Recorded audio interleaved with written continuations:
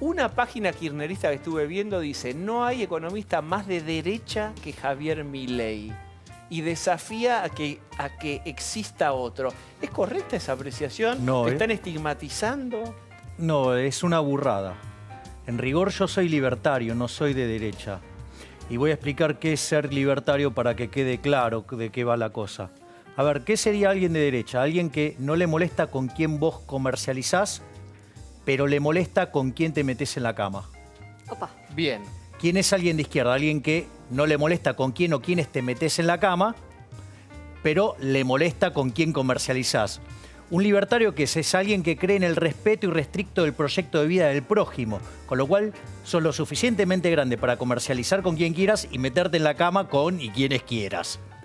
Como el término liberal en Estados Unidos fue prostituido, en el sentido de que los demócratas se denominan liberales y en realidad son socialistas soft, ¿no? Que creen en el mercado, pero son socialistas. Los liberales decidimos llamarnos libertarios. Y los libertarios tenés de tres familias. Tenés los libertarios clásicos, que podrían ser, por ejemplo, Adam Smith, Milton Friedman, Hayek. Tenés los minarquistas, como podría ser, por ejemplo, el caso de von Mises o Ayn Rand, ¿sí? O tenés los anarquistas, como es el caso de Rothbard. O sea, en mi caso, desafortunadamente, todavía no he evolucionado lo suficiente para llegar a ser anarquista. Los libertarios que están en la escuela clásica admiten ciertas intervenciones del Estado. En mi caso, yo en términos estáticos, yo soy un minarquista, ¿sí? Solo seguridad y justicia. Y en términos dinámicos, cuando la tecnología deje en claro la farsa que es el Estado, ahí automáticamente no habrá lugar más para el Estado y para parásitos viviendo del esfuerzo ajeno, con lo cual el mundo se convertirá en anarcocapitalista. Lo primero que te voy a decir, digamos, Eduardo, no me digas que soy de derecha, soy libertario, si no lo sabía, bueno, pero digo, no es lo mismo, no es lo mismo. Entonces, no caigamos en burradas. ¿Cuánto se lleva el estado de tu libro? El 50%. La mitad del libro de... ¿Qué estás sintiendo al decir que el 50% de lo que vale este libro se lo lleva el Estado? Primero se siente, aquellos que adherimos a las ideas de la libertad, una profunda agresión hacia las libertades individuales. Lo que hay que tener en claro es que el Estado es una institución violenta y nada de lo que hace el Estado puede derivar en algo positivo porque parte de un hecho violento. Es decir, ¿cómo se financia el Estado? Se financia con impuestos. ¿Sí?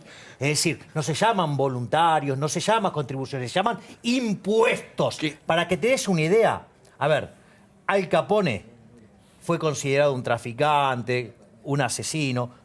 Lo de traficante es culpa de una regulación estúpida puesta por el Estado, ¿no? Pero digo, al margen de eso, eso después derivó en la violencia que lo convirtió en un asesino. Terminó yendo preso no por ser un asesino, fue preso por evadir impuestos, para que te des una idea de lo que es el Estado. El Estado es una institución violenta donde todos los actos del Estado implican violencia. A ver, lo que puede hacer el Estado son tres tipos de acciones. Una es lo que se llama la violencia autística. Ejemplo, la Revolución Rusa. ¿No estabas de acuerdo? Eras boleta. Sí, así, digamos, se llama autística. Después tenés lo que se llama la violencia binaria, ¿sí? Que es, por ejemplo, los impuestos. O sea, vos los pagás porque si no te ponen un garrotazo y vas preso, ¿sí? O el gasto público, también es otro mecanismo de violencia. Y después está lo que se llama la violencia triangular, que es cuando el Estado controla precios o controla cantidades, regula calidad de servicio, todo ese tipo de cosas. Entonces, ¿cuál es la gran diferencia entre los distintos libertarios? ¿Cuánta intervención violenta del Estado te bancas? Un libertario clásico se banca la regulación de los monopolios, se banca determinadas cosas. Un minarquista quiere solamente seguridad y justicia y un anarcocapitalista nada de Estado. El 75% se lleva el Estado, ¿sí? Hay otras cuentas que muestran que se lleva el 50%. El 75% de cada sueldo de los que estamos en blanco. Por eso, de los sueldos de todos los que están aquí en el estudio, sí, en blanco. Exacto, de los que estamos en blanco. ¿Se lleva el 75%? Exactamente. ¿Cuántos días por año trabajamos para el Estado? Son 9 meses. Le regalamos un pibe por año al Estado. 9 meses trabajamos para el Estado. Claro, 9 en 12 es 75. ¿Nos queda 3 meses para nosotros solamente? Exacto. Somos esclavos. Los que estamos en blanco somos esclavos. Por eso los que están en negro son héroes. Es decir, son los que terminan haciendo funcionar la economía. Digo, entonces, ahora, nosotros tenemos esa presión tributaria, que es la más alta del mundo. ¿Qué nos dan a cambio? ¿Sí? A ver, por ejemplo, nos dan educación. Estamos séptimo en las pruebas PISA en América Latina, después de ser el primer país que eliminó el analfabetismo. ¿Qué nos dan? Seguridad. Tenemos el país, es un baño de sangre. Nos dan obra de infraestructura. Yo creo que, mirá, Superman prefiere irse a vivir a Krypton antes que tomar una ruta argentina. Cuando vas ni te cuento si caes en un hospital. ¿Me entendés? A mí me gustaría que se atiendan los hijos de los políticos en los hospitales, digamos, que están, No, lo llevan a un el 75%, digamos, está en emergencia sanitaria. Con lo cual, desde mi punto de vista, tenemos impuestos enormes, servicios peores que africanos, y eso sí, yo quiero ver si encontrás algún político que no sea rico. Te hago una propuesta. Como vos decís que los hospitales están bárbaros, ¿sabés qué podríamos hacer? Poner un bolillero que salga sorteado en el bolillero, digo, puertas adentro, filmado, para que se vea que no se truchea, y que sin información llevemos al familiar de Difacio a ese sanatorio, a ver cómo le va. O va a ser lo mismo que hacía la doctora, no sé si era doctora, pero que se atendía en hospitales privados, ¿no? En Disculpame, sanatorios ¿qué privados. gobernaste vos? Yo, no, yo, a ver, pará, a ver, digo, gobernaste a ver, yo algo? no necesito haber gobernado nada para darme cuenta ¿Fuiste que, funcionario digamos, el de kirchnerismo algo? fue el peor gobierno de la historia. ¿Sabés lo que ¿sí? pasa? Que Aparte hablar es te gratis. digo, ¿sabes qué? Cada cual Vos en que no la vida, gobernaste nada, ¿sabes qué? Cada cual tiene un te rol. haces el canchero. No, porque no, yo no gobernaste soy canchero. nada. No, yo te expongo a El tu día que mentira. vos Es decir, te gobiernes- expongo a tu mentira. El hecho, digamos, que yo no haya gobernado nada, eso no te hace a vos, no se sabe. a vos no te hace Vos estás un buen en los programas gobernante. hablando. Es decir, eso es una falacia. A ver, es decir, yo no el goberné tema nada. tuyo es una Sí, pero yo falacia. soy, digamos, yo me dedico a analizar la economía, cosa que ustedes hacen bastante mal y violan todas las restricciones de presupuesto y creen que la ley de gravedad no existe. ¿Ocupaste de un esas cargo en cosas. economía? ¿Cómo? ¿Ocupaste un cargo Pero en que economía? solo se No, puede no, opinar pero digamos, o sea, a ver, vamos a esto. Que yo no haya ocupado ningún cargo, ¿sí? Debería ser más Eso no respetuoso. quiere decir, Más prudente. y no habilita que ustedes hayan hecho las cosas bien. Ustedes las hicieron espantosamente mal. ¿Y sabés lo que te condena? Los datos. Que vos, como todo peronista, no los podés soportar. Sos gorila. Porque te juegan en contra. Sos gorila. Ustedes viven Vos sos de gorila. espalda a los datos. Claro, descalificame. Soy todo lo gorila que quieras. ¿Sabés Viste qué? los Me peronistas. vivo alimentando a bananas. Pero ¿sabés cuál es el tema? Los Vos peronistas. no podés bancarte los datos, porque ustedes son la decadencia argentina. Y la provincia de Buenos Aires es un caos. Los hospitales son una basura. Las rutas son inmundas. ¿Sabés cuál es tu problema? Vos de acá salís en un auto y no hablás con la gente. ¿Quién Ayer- te dijo que no ayer habló con la yo- gente? Ajá, Acaba de vos hablar, tenés acaba el de hablar. monopolio de hablar con la Ayer gente. estuvimos en Vos sos San el Nicolás. campeón del buenismo. No te hagas Ay, qué payaso, lindo, te qué queda mal. maravilloso. Ay, Te queda ¿sabés lo mal, que pasa? Que eso es te una queda payasada mal. lo que estás diciendo. El payaso Entonces, te queda ¿sabés mal. lo que pasa? Que vos desde la poltrona hablás y decís, nunca administraste. Hacer el ¿Pero qué payaso es eso? te queda mal. ¿O vos te crees que no existe la estadística, la Escuchame. econometría? ¿Sabés qué? Todas estas cosas los economistas vivimos midiéndolas. ¿Para qué? Para que algún conjunto de bestias se pongan de espalda para decir, no existe la ley de gravedad. ¿Sabés qué? Los Gracias al liberales como proyecto vos de Alberti, destruyeron el que es el país. que yo defiendo, Los Argentina liberales fue como vos el quinto destruyeron país del la mundo. dictadura ¿Sabés hasta militar. cuándo? ¿Sabés hasta La cuándo? dictadura Hasta militar cuando destruyó llegó este país. el Con general golpe de Perón, que Estado. entró con un golpe de Por Estado, favor, de ¿qué ser estás el quinto país del diciendo? mundo. Hoy oscilamos No digas entre el 50 y el pavada. 70. Sí, Claudia. Eso es el peronismo. El gobierno de Cristina se ha caracterizado por un nivel de expropiación, digamos, nunca visto en la historia argentina. Esto, digamos, ha sido peor y más nefasto que el gobierno, digamos, el primer peronismo. Vos pensá esto, cuando el primer peronismo llegó al poder, teníamos el quinto PBI per cápita más alto del mundo y nuestro PBI representaba 97% del de Estados Unidos. Éramos la tierra prometida. Después del peronismo, hoy somos 55 en el ranking mundial de PBI y nuestro PBI representa 17% del de Estados Unidos. Y además, la señora, digamos, la reina de los sodomitas, dejó una crisis latente y con una hiperinflación latente que fue evitada por Sturzenegger. Es decir, nosotros, con el aumento de la presencia del Estado, con el verso ese de la justicia social, ¿sí? Multiplicamos por 6 el tamaño de pobres al ritmo que duplicamos el tamaño del Estado en términos del PBI. Nos estamos muriendo de envenenamiento estatal y la gente pide más veneno. Los políticos felices. Si yo te hago una pregunta, si vos querés una fábrica, una empresa que va a hacer pozos, ¿sí?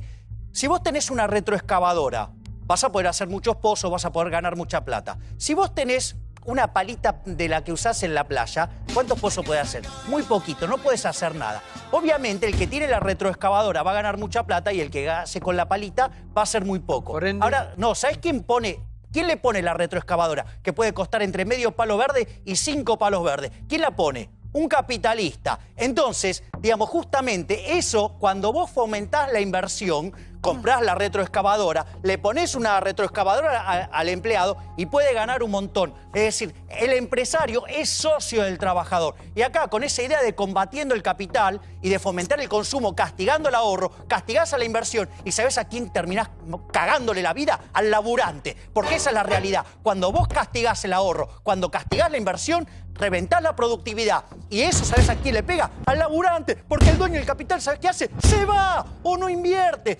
Entonces, todas esas estupideces, la justicia social, todas esas cosas, lo único que hace es multiplicar los pobres. Pero no, cuando dijiste, cuando la justicia social... La justicia social es quisiste injusta. decir otra cosa. Es injusta. Ah, la justicia social. Claro, porque implica un trato desigual frente a la ley. Estoy desconcertado. Implica castigar al exitoso. Y cuando vos castigás al exitoso, baja la acumulación de capital y terminás perjudicando a los más pobres. Si uno quisiera todas esas cuestiones, digamos, de justicia, ¿sí? De seguridad, de salud, ¿sabes cuánto te cuesta todo eso en términos de PBI? 12%. ¿Qué hacemos con un gasto público de 50? ¿Quién se lleva los 38 restantes? ¿Quién? Pues la corporación política, los que ves que se enriquecen todos. Ese verso del Estado presente, lo único que hizo fue multiplicar los pobres. Vos, mirá, desde el 75 acá, duplicaste el tamaño del sector público con el verso de la justicia social. Sextuplicaste la cantidad de pobres. Mirá qué linda la justicia social, la máquina de generar pobres. Friedman decía, cuando una sociedad, ¿sí?, pone por encima la libertad a la igualdad, llámese justicia social, la redistribución del ingreso, no consigue nada de ambas.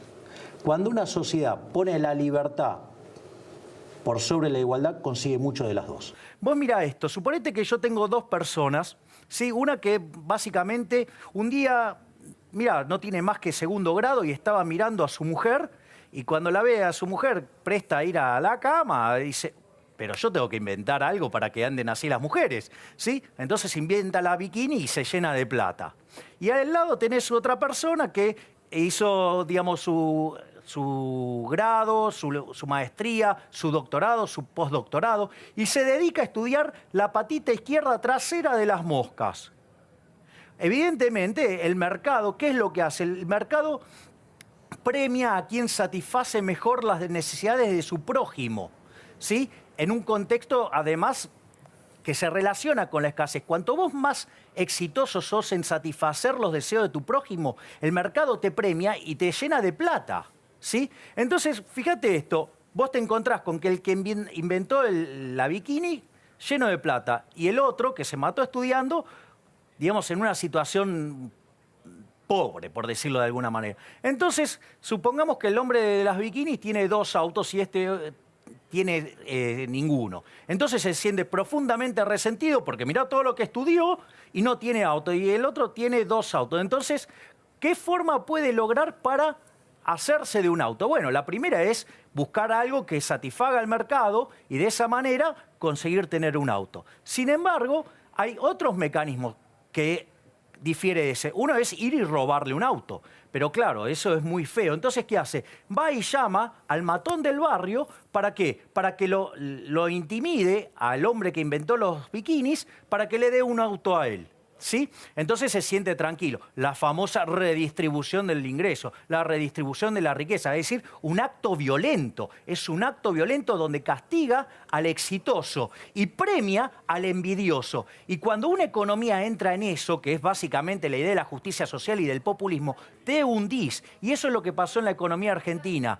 Vos tenés que se duplicó el tamaño del sector público en el PBI y el número de pobres se multiplicó por 6. Entonces, ¿qué es lo que pasa? Cuando vos castigás al exitoso, se castiga el proceso de acumulación de capital. ¿Y sabés a quién termina perjudicando más?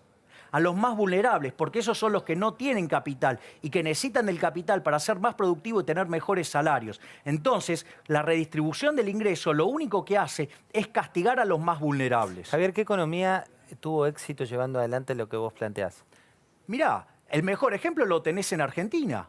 Argentina, en la década del 80, en el siglo XIX, implementó las ideas de Alberdi y las puso a cabo. Y después de 32 años, en 1912, Argentina era el país con el quinto PBI per cápita más alto del mundo. Entonces, digo, no es que no funcionó, ni siquiera necesito ir a buscarte un país en otro lado. O sea, ¿por qué? Porque funcionó en Argentina. Eso nos hizo un país rico. Y sin embargo, o sea, vivimos de espaldas a ese modelo de país que está plasmado en la Constitución de 1853 en las ideas de Alberdi.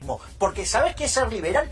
Agarrar esta Constitución inmunda que tenemos ahora, quemarla y volver a la de 1853, la que hizo Alberdi. Y cuando digo quemarla, implica reventar el 14 bis, porque cuando vos creas un derecho, alguien lo tiene que pagar. No existe tal cosa como un almuerzo gratis. Vos cada vez que das un derecho, alguien lo tiene que pagar. Pero lo que ellos te van a decir que el fútbol es gratis para todos. No, para todos. No, alguien lo paga. Alguien lo paga. Entonces, si alguien lo paga, están creyendo que ellos son seres superiores al resto, que es el que está pagando el derecho. Entonces, la pregunta acá es muy fácil. ¿Vos creés que tenés un derecho sobre el resto de los ciudadanos? Muy fácil. Es decir, porque entonces vamos a ver quién es el verdaderamente totalitario. ¿Quién es el que se cree verdaderamente más? ¿No? Digo, porque si se creen que tienen derechos sobre el resto de los ciudadanos, significa que se creen que son más importantes que el resto. La gente quiere simplemente lo que le concedieron. No, bueno, está bien, pero nada es gratis. Nada es gratis, alguien lo tiene que pagar, la cuenta la paga alguien. Esto es, digo, esto yo por ejemplo, digamos, esto yo creo que el gobierno, por ejemplo, lo debería explicar muy bien respecto a lo que es la lógica del populismo, ¿sí? Porque hay gente que dice, no, bueno, pero yo con Cristina estaba mejor. Sí, claro, vos estabas mejor porque estabas expropiando a otro, ¿sí? Entonces, digamos, lo que hacía Cristina era robar a otro para dártelo a vos. Es decir, en el fondo, lo que hay que preguntarse es, ¿nosotros estamos frente a una sociedad de saqueadores? Porque esto ya lo explicaba John Stuart Mill. Cuando la gente se preocupa tanto por la igualdad por encima de la libertad, se convierte en una sociedad de saqueadores, entonces el destino de este país es la ruina. ¿Sí? Entonces, el punto es, por ejemplo, ¿cómo financiaba, digamos, o sea, Cristina Fernández Kirchner? Y comiéndose el capital. Te lo hago con un ejemplo fácil, para que la gente me entienda. Suponete lo siguiente, vos tenés un departamento, agarrás y lo hipotecás y te llevas la plata. Y con esa plata sí vas pagando la cuota de la hipoteca, pero te vas de joda a Europa, te las patinás todas. Claro, vos estás fenómeno. Ahora cuando volvés no tenés un mango, porque te quedaste sin laburo todo. Te piden que pagues. ¿Qué vas a decir? No, yo tengo derecho. ¿Qué derecho? Te la gastaste toda. Es decir, te comiste el capital. Entonces ahora, ¿sabes qué vas a hacer? Vas a ser más pobre, porque te comiste el capital. O sea, te va a tocar ser más pobre. Ahora, ¿sabes lo que pasa? Imagínate que, claro, si eso te pasa a vos con tu cuenta, decís, sí, la verdad, hice todo este despilfarro, la verdad, internalizás el costo y para la próxima vez reflexionás. Ahora imagínate que la cuenta fuera de otro. El departamento era de otro. Claro, le parece fenómeno. Ahora, lo que hay que dejar bien en claro, ¿sí? Que eso representa un modelo de sociedad de saqueadores. Con lo cual, te digo, este país, bajo esa lógica, es inviable. Lo único que le queda es ser pobre. Entonces yo te digo, si vamos a un caso de esto, yo propongo, pero lo propongo, a ver, ¿dónde está la cámara acá? Propongo ir a un equilibrio como la rebelión de Atlas. Separar el país entre los vagos parásitos que viven, de los que nos rompemos el traste laburando y los que laburamos. Vamos a ver a dónde llegan los parásitos que no hacen nada sin que nosotros paguemos esa cuenta. Cuando vos, entonces, metés al Estado adentro de la economía, generás un daño enorme. Y por nada Argentina era el quinto país más rico del mundo, ¿sí? Y hoy está debajo del 51, ¿sí?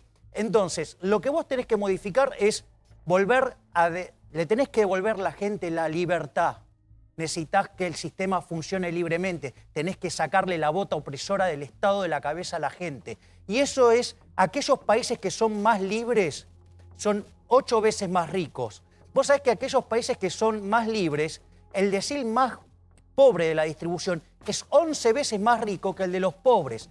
La cantidad de años de vida es 15 veces, son 15 años más. Claro, 15 veces más. Claro, el número de pobres oscila, si son los muy extremos, son 48 veces menos y si no son 24 veces menos. Yo, digamos, voy a dar una oposición que claramente no es la de Ricardo. Yo tengo el mayor de los respetos desde lo humano con Ricardo, pero no adhiero a sus ideas.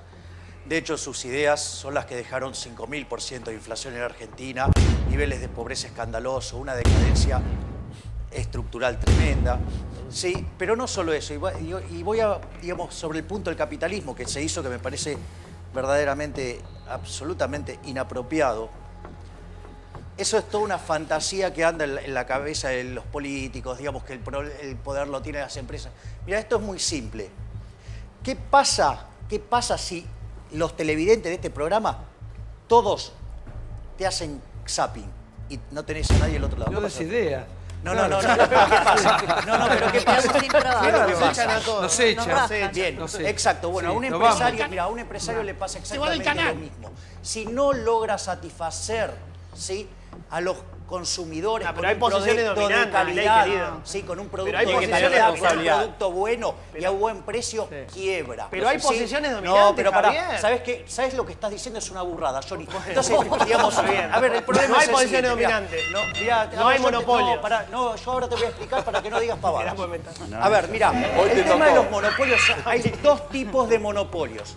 Tenés un monopolio que es un monopolio legal, que es cuando el gobierno le otorga la licencia a algo, y eso sí, ese es un monopolio malo, ¿sí? Pero es fruto de la intervención del Estado. Después está el monopolio que surge de una empresa que se quedó sola, que compitiendo contra todas, ¿sí?, ofreciendo un producto de mejor calidad y de mejor precio, las venció a todas, satisfaciendo a los consumidores. Esos no son malos, esos son héroes. De última, si les molesta que haya un monopolio de índole legal, que revisen la acción del Estado. Porque en el fondo, siempre la madre de todos los males es lo que ustedes defienden, vos también, que es el cáncer llamado Estado.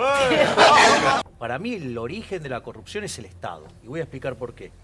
Porque si vos, por ejemplo, sos un empresario y tenés corrupción en tu empresa, suponete que tú tenés compradores, ¿sí?, que compran insumos para que vos después transformes en productos. Y es un corrupto tu comprador, vos vas a estar pagando más caro por tus insumos. Y en un mercado competitivo, ¿sabés qué pasa? Ganás menos plata y quebrás. Es decir, los incentivos de los empresarios es a eliminar la corrupción, porque si no lo hacen, quiebran. ¿Cuándo, digamos, el incentivo del empresario es distinto? Cuando vos tenés un Estado muy grande, ¿sí?, ¿sabés qué descubre? Que es mucho más fácil hacer un negociado con una persona sola que servir a los consumidores. Y ahí se entonga con el Estado y ahí aparece la corrupción. Entonces, ¿vos crees la corrupción nace de la presencia del aparato represivo del Estado. ¿Sabes por qué? Porque un empresario, ¿sabes qué?, tiene que ganarse el favor del consumidor para tener ingresos. En cambio, el Estado se financia con una fuente compulsiva, que son los impuestos. Entonces, no funciona igual la lógica. Hagamos con los limones que no nos compran una gran limonada y vendamos la limonada. Los millones de dólares que se llevan con la Coca-Cola van a quedar acá. Vamos a ser los mejores alumnos. Eso no es, el mundo es otra cosa. Una pregunta. A ver, por favor, una pregunta. Sí, a ver. ¿No? Digamos, ¿y la pérdida de bienestar de aquellos que quieren tomar Coca-Cola y el señor no lo va a dejar? O sea, digo, lo que no se dan cuenta, que cada vez que hacen una intervención de estas características, ¿sí?, en realidad, el que más se hace daño es el que aplica la intervención. Es decir, cuando vos cerrás la economía, el que se perjudica, ¿sí?, es el que se cierra. Es decir, no por nada los países más abiertos son 9 veces más ricos que los que están cerrados. Entonces eso del defienda el trabajo argentino, eso la verdad que es una fantochada que lo único que hace, ¿sí?, es hundirnos en un sistema, digamos, fascista que cada vez nos lleva más atrás y nos empobrece más. Porque además, de vuelta, si alguien quiere tomar Coca-Cola y vos le querés prohibir la Coca-Cola para ponerle limón o lo que vos quieras, eso también es una pérdida de bienestar. Es decir, le está jodiendo la vida a ese tipo. Es decir, ¿quién es él para decidir qué puedo tomar o no puedo tomar? Pero aparte, a mí me encanta la Coca-Cola y yo tengo todo el derecho a comer Coca-Cola. Claro, es esto de la cadena de valor, que es, digamos, es una discusión de brutos que se resolvió, digamos, en 1871 con un economista que se llamó Menger, ¿sí? Los precios, ¿sí?, los determina el consumidor, ¿sí?, que es el que paga o no un precio. Cuando el empresario recibe esa plata, después paga por los insumos. Ahora, ¿qué es lo que pasa? Cuando el empresario recibe la plata, el 50% son impuestos. Con lo cual, para ir pagando hacia atrás, el que viene atrás cobra 25, el que le sigue 12,5, el que sigue 6,25. Por eso vos ves la diferencia. ¿Sabés dónde está el cáncer? Se llama sector público. Tanta presión fiscal, hace que nuestros precios queden desconectados del resto del mundo. De hecho, si nuestros precios tienen 50% precios, ¿sí? Son impuestos. Y de hecho, dada nuestra carga fiscal, somos el país más caro en Latinoamérica, casi en un 40% como consecuencia de los impuestos. Entonces, si no entendemos eso, no entendemos nada. ¿Para que Segovia se agarraba la cabeza? Bueno, digamos. Sí. Perdóneme. Tenemos que fomentar el consumo interno y tenemos que nuestra propia producción en el país. ¿Qué tenemos que comprar cosas de afuera? No, está hablando de cosas argentinas. ¿Me dejas dar un contraejemplo de eso? Para que entendamos con esta teoría de cerrar la economía y la economía nacional y popular y toda esa pavada. Mira, vamos a ponerlo en estos términos. Si cerrarse está bueno, pará. Si cerrarse está bueno, cerremos la Argentina al resto de los países. Ahora, si es tan buena esa idea, cerremos en la provincia de Buenos Aires. Si es tan buena, cerremos en Capital. Si es tan buena, cerremos en Palermo. ¿Sabés qué? El día que seguís con esa idea, nos cerramos todos nosotros y vamos a tener que hacer nuestros propios zapatos, nuestros propios pantalones, nuestro propio traje, nuestra propia comida. ¿Sabés qué? Vamos a tener una vida miserable. Habríamos vuelto a la época de las cavernas. Es una estupidez. Es decir, lo que genera riqueza es la división del trabajo. Tendríamos trabajo todos, Venezuela. ¿Qué país está cerrado en sí mismo? Bueno, mira Venezuela. Mirá el caso de Venezuela. Es emblemático. Yo te hago una pregunta. Cualquiera de ustedes. Si ustedes tuvieran $1 millón, ¿le faltaría papel higiénico? ¿Le faltaría medicina? Vos sabés que abajo del suelo de Venezuela hay $1 millón por habitante y no tienen para, digamos, papel higiénico y te tenés que bancar que viene un presidente y te dice no, el problema es que comen mucho y hacen mucho popó. Pero dejame joder. O sea, a ver si entendemos. Es más, todos los países que son abiertos, ¿sí? Son 9 veces más ricos. Tienen un sexto de pobre. Y además te digo, el decil más pobre es 11 veces más rico, ¿sí? que el de los países pobres. Es decir, con lo cual hasta distribuyen mejor el ingreso. ¿Y qué te pasa con él cuando dice vamos a ir por los cortes, por los piquetes? Permítame. Bueno, eso, digamos, a ver, fíjate esto es interesante. Si fuera tan bueno, ¿sí? Inspirémonos en Borges. Llévalo al extremo. Hagamos todos los días piquete. ¿Cómo vamos? ¡Te derrumbás! Es un disparate. La solución la tenés que buscar por otro lado. La solución pasa por otro lado. Lo que pasa que el eje central de todas estas cosas... Digo, cuando vos te encontrás con desempleo, ¿por qué te crees que hay que desempleo? El desempleo existe básicamente por dos cuestiones. Una, por las regulaciones laborales, ¿sí? Que ponen precios mínimos, un salario mínimo, con lo cual deja gente afuera del mercado, ¿sí? Y por otro lado, la carga fiscal sobre el trabajo, que hace que de la plata que recibe el trabajador, al empresario le cueste un 63% más caro. Esas dos cosas es la que deja gente en la calle. Ahora, ¿sabés lo que es más alocado? Que después de 70, 80 años que no aprendimos nada, o sea, queremos más de esas regulaciones, con lo cual nos vamos a hundir más. Es decir, ¿qué es lo interesante? Digo, a mí me puede caer muy simpático él, digo, hasta me cae simpático Samida, aunque no lo crea. Pero la verdad que proponen cosas que atrasan 80 años, 90 años y que lo único que generan es pobreza. Pero obviamente, a ver, por favor, el Estado es el cáncer en todo. Es decir, donde vos tengas el Estado, es lo que te pudre todo. Era la misma discusión que el otro día de los manteros, por ejemplo. ¿Por qué vos tenés manteros? Porque aquellos que, digamos, tienen menores calificaciones quedan desplazados del mercado formal, ¿sí? ¿Por qué? Porque básicamente cuando le pones el salario mínimo, digamos, vos qué haces, el que tiene más calificaciones sí encuentra trabajo. Los más vulnerables no, y quedan afuera. Y después tenés el problema, ¿sí? Del costo laboral que te carga el gobierno. Y mirá qué locura, cuando vos tenés un mercado negro, siempre el precio del mercado negro es mucho más alto que el del mercado blanco. ¿Por qué? Porque tenés que enfrentar un montón de riesgos, porque estás en la clandestinidad. Sí, por eso sale más caro. Mirá qué nivel de locura en el que vivimos Argentina, que en el mercado negro, el precio del mercado negro es más barato que el precio del mercado blanco por la carga fiscal. Es decir, si no nos damos cuenta, cuando vos generás un beneficio, ¿sí?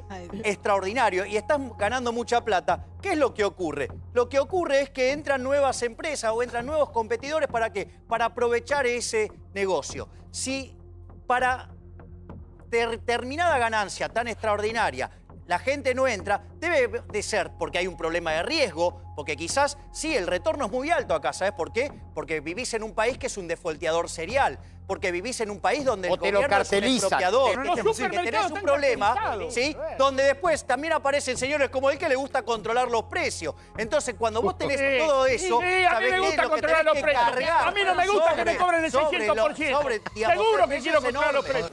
Mira, es un problema de cómo mira cada uno en la sociedad. O sea, para mí la discusión, por ejemplo, no es, por ejemplo, entre peronistas y antiperonistas y todo ese tipo de discusiones. Para mí la discusión es entre colectivistas y libertarios. Entonces, en esa definición, cuanto más proclives son al colectivismo, claramente, digamos, a mí me produce mucho más rechazo. O sea, desde mi punto de vista, este gobierno es el socialismo amarillo. No, yo no creo que sean corruptos, pero sí son colectivistas. Sí les gusta el gasto público. Sí, digamos, o sea, les gusta la intervención del Estado. Y la realidad es que para mí toda intervención del Estado es una intervención violenta que vulnera las libertades individuales y que lleva a una situación de empeoramiento. Y lo peor de todo eso es que esto estaba descrito muy bien por Hayek en el libro Camina de Servidumbre. Cuando el Estado interviene y genera estos daños, ¿qué pasa? Se genera mayor demanda de intervención y así va creciendo el tamaño del Estado. Y cuando llega la situación en la cual el Estado supera el tamaño del 50%, las libertades individuales están en jaque. A ver, lo que hay que entender es que lo que está mal es la idea. La idea va a funcionar mal hasta con la Madre Teresa de Calcuta. O sea, el socialismo solamente puede funcionar si el que está en la poltrona es Dios. Y no es Dios porque ni es ni omnisciente, ni omnipotente, ni omnipresente. Entonces, ¿por qué falla el socialismo? Lo que hay que entender es por qué el socialismo siempre falla y por qué después deriva en acciones violentas. Básicamente, el sistema socialista falla por 4 elementos.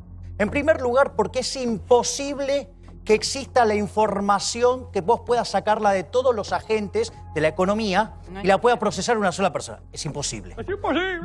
Ese es el primer punto. El segundo punto es que mucho de la información tiene que ver con el know-how. Es como que yo le pida a Michael Jordan que me diga cómo se hace la volcada y te diga, toma, Santiago, hacela. No la vas a poder hacer. El tercer problema que tiene el socialismo es que el proceso de mercado es un proceso dinámico donde se va descubriendo ¿sí? En cada una de las transacciones. Entonces, ¿qué es lo que pasa? Cuando se genera la información, el órgano rector siempre llega tarde. Y lo que es peor de todo, digamos, que es la contradicción que termina cayendo el socialismo, porque para que pueda funcionar, tiene que dejar que el mercado actúe, no interactuar. Ahora, entonces, ¿para qué controla? Entonces llega una contradicción que es... Y lo que termina generando siempre pasa lo mismo. Genera escasez, genera pobreza, genera violencia. ¿Por qué? Porque es la única forma de controlarlo. Y en cada lugar donde puedo dejo bien claro que este no es un gobierno liberal. A ver, vos fijate lo que fue la tapa de los diarios del fin de semana. Están hablando de hacer acuerdo con los formadores de precios. Vamos, ¿eso qué tiene de liberal? Eso no tiene nada de liberal. Conmigo metete con mi vieja, pero no se te ocurra tocar los precios porque son sagrados, es un mecanismo de transmisión de información. ¿Cómo, digamos, vas a tener un político tocando eso? Jamás. O sea, es más, te diría, ¿qué hay de la reforma fiscal? Es todo un mamarracho. Un liberal no está a favor del déficit fiscal. Este gobierno tiene el segundo déficit fiscal más grande de la historia. Es más, va por una opción gradualista que siempre en la historia argentina terminó mal. Para mí lo de ayer es la postal deplorable de un país que inexorablemente tiene destino de país africano. Cuando vos mirás cada una de las reflexiones de los índices están parecidos, te digo. No, digo, tenemos más para seguir cayendo. A ver, cuando yo lo miro a Marcos Peña y hacer gala del gradualismo, sí, algo que fracasó siempre en Argentina y fracasó en todos lugares del mundo, o sea, tengo claro que la política fiscal argentina nos lleva de vuelta a otra crisis. Por otro lado, cuando la escucho a Cristina Fernández de Kirchner es quiero volver para llevarlos al caos que es Venezuela. Es decir, es repetir la receta de 70 años de fracaso y decir, no, lo voy a hacer bien. La fatal arrogancia que hablaba Hayek. Un desastre. Todos estos nos van a volver pobres. Dos cosas. La primera le voy a contar a la diputada Donda que Suecia quebró a finales de los 80 con un 75% de presión fiscal, la bajaron a menos del 40%, hicieron reformas pro mercado y, digamos, lidera los índices de libertad económica, con lo cual, si supiera lo que tiene ese socialismo, ni lo nombra, porque no lo podría aceptar. Después, digo, si hay un cáncer, digo, claro, tenemos mucho socialismo en este país. Pero quiero ir sobre lo que dijo Amadeo. Digamos, Amadeo habla, digamos, del gradualismo, ¿sí? Yo te explico que todos los planes de estabilización desde el 52 en adelante de shock, salvo el del 59, fueron expansivos y todos los gradualismos terminaron mal. Y este gradualismo que propone Cambiemos va a necesitar 10 años de ajuste, por lo menos, hasta estabilizar la relación deuda-producto en 75%. Y a un emergente no le prestan más de 55%. ¿Sabes qué quiere decir? Eso se llama piña. Sí, con lo cual, ¿sabes qué? No, ¿sabes qué? El costo va a ser cuando nos peguemos la piña. Javier. ¿Sabes qué? Cuando nos corten el financiamiento y nos peguemos la piña, guarda este video y lo quiero ver a Amadeo. Voy a discutir esto con Amadeo. Cuando nos peguemos la piña, digamos, con tu gradualismo. Dale. Mira, desde mi punto de vista, Cambiemos tenía un ministro con un programa económico consistente que era Melconian. Y sin embargo decidieron ir por esta solución socialista, digamos, y de fuerte intervención y de gran cobardía para llevar las reformas a cabo. O sea, vos, por ejemplo, podrías haber hecho un corte del gasto público de 7, 8 puntos de forma abrupta, sin que tenga impacto social, ¿sí? Y sin que produzca daño sobre la gente, ¿sí? Y sin embargo no lo hicieron. Entonces yo no sé si es que no son idóneos, no sé si es que no tienen coraje o no sé si es la conjunción de las dos cosas. Y después, obviamente, tienen un sesgo ideológico que evidentemente perjudica, ¿sí?, al desempeño de la economía. Y te digo algo que es peor. Encima de la gente tiene el arco tan corrido a la izquierda que cree que este gobierno es liberal. Eso es patético, porque esta sociedad, ¿sabes qué es lo peor de todo? Nos estamos muriendo envenenados de socialismo y piden más veneno. Entonces, la realidad es, este país, así como va camino a la pobreza. Yo veo al Titanic que va camino al iceberg y lo veo a Marcos Peña gritando, dale, dale, que rompemos todo y aumentamos la producción de cubito. Mi experiencia a la luz del 75, a la luz del 82, repito, un programa muy parecido a este. Sí, aparte, escuchen a Martínez Dios hablando del gradualismo, es exactamente igual que este gobierno.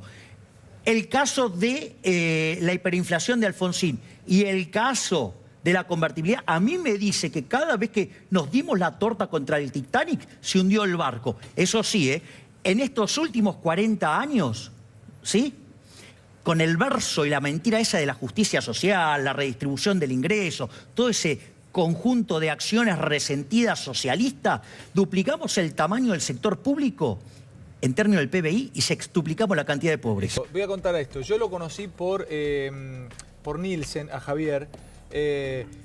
A mí me pone muy contento la ascendencia que tenés en mucha gente. Te quieren, ya sos trending topic, de verdad, te quieren, los pendejos te quieren los pibes. Lo quieren mucho. Mi hijo te ama, Nahuel te ama, pero te dice, Javier Milei te ama. Hay mucha gente que te quiere y yo mirá, vos tenías condiciones, pero yo soy el tipo te puso Juan primero. Sí, no hay duda. Vos sabés que yo esto cuando doy las conferencias, yo lo llamo error tipo 2. O sea, hay dos tipos. Está el error tipo 1, que es cuando haces todo bien y te sale mal. Y el error tipo 2 es cuando haces todo mal y te sale bien. A ver, economista, ¿sí? Además, economista matemático. Claro. Y encima liberal. Te traje de regalo un libro que se llama Camino de Servidumbre. Es un intelectual, Milei, ¿eh? Es un tipo Camino de Servidumbre. Dámelo. Que es de von Hayek, ¿sí? Y entender la lógica de ese libro explica que el kirchnerismo nos llevaba no solo a Venezuela, nos llevaba a Cuba, de lo que nos salvamos, por Dios. Acá está todo subrayado, a mí me gusta, porque tus libros subrayados valen más. Vos sabés que ese, digamos, conseguí después un PDF y lo dejé de maltratar. Te agradezco, Javi, muchísimo.